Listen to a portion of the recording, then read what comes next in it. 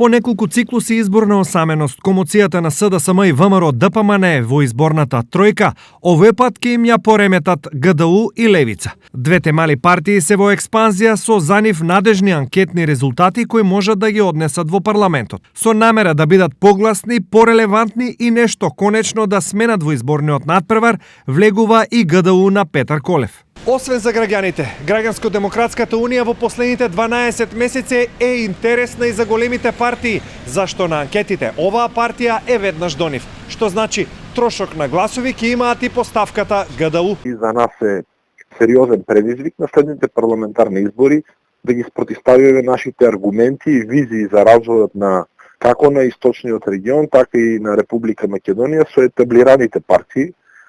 Пред нас седи можноста, нашите капацитети заедно со нашите предлози, идеи и кадри да се обидеме пред граѓаните на базата на нашите утврдени ставови политички, од гледна точка на реалноста, вистината, аргументите кои што се дел од нашето секојдневие, да се обидеме да предизвикаме процес на создавање на алтернатива во општеството. Но какви се шансите на малите партии на овие избори во очите на аналитичарите?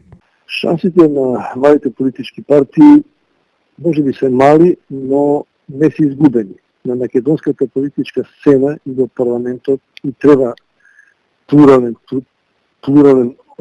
зголемен плурализам на политички партии, веројатно како што тоа беше на првите парламентарни избори. Тоа е богатство за демократскиот исчекор на Македонија и одраз на реалните политички потреби на граѓаните кои што се разликуваат од место во место и меѓу граѓаните и по етничка основа.